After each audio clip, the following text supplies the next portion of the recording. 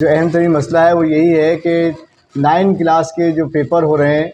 और उसके फ़ौरन बाद जो बहुत बड़ा मसला है वो ये है कि 8 महीने के बाद रिज़ल्ट दिया जा रहा है कि उसके बाद जो है फिर 3 महीने रह जाते हैं। उसके बाद ये मार्च के अंदर पेपर दोबारा या अप्रैल में लेंगे, तो उन बच्चों को क्या हाल होगा, वो किस अंदाज में जो है इसकी तैयारी करेंगे। लिहाजा मैं हुक्काम बाला से ये दरख्वास्त करता हूँ कि ये जो पीछे माफियाज मौजूद हैं जिसके ज़रिए कि इनके रिज़ल्ट को रोका जाता है, जिसके ज़रिए पैसे की भरमार की जाती है और लोगों को पैसा दिया जाता है, उसके ज़रिए बोर्ड को ख़रीदा जाता है, बोर्ड के लोग बिक जाते हैं और जिसकी वजह से ये रिज़ल्ट को जो है वो लेट किया जाता है। इस सिलसिले को ख़त्म हो जाना चाहिए और बेहतर से बेहतर अंदाज में ये जो 9 का रिज़ल्ट है या 10 का रिज़ल्ट है उसको फौरी तौर पर 2 से 3 महीने के अंदर जो है वो आउट होना चाहिए, जो कि तलबा और तालिबात की बहुत बड़ा जो है इसके उनके ऊपर जुल्म है और ज़्यादती है। उसी के नाम पर सिक्योरिटी के ज़रिए पैसे लिए जाते हैं, उसी के नाम पर जो है मज़ीद आगे जो है ज़िमनी इम्तहानात के हवाले से भी पैसे लिए जाते हैं। ये एक बहुत बड़ा जो है कारोबार है जो कि बोर्ड के अंदर चल रहा है, लिहाजा इस कारोबार को बंद होना चाहिए। चेयरमैन को फौरी तौर पर सेक्रेटरी, चेयरमैन और उसके साथ साथ कंट्रोलर हज़रात को फौरी तौर पर जो है वो तैनात किया जाए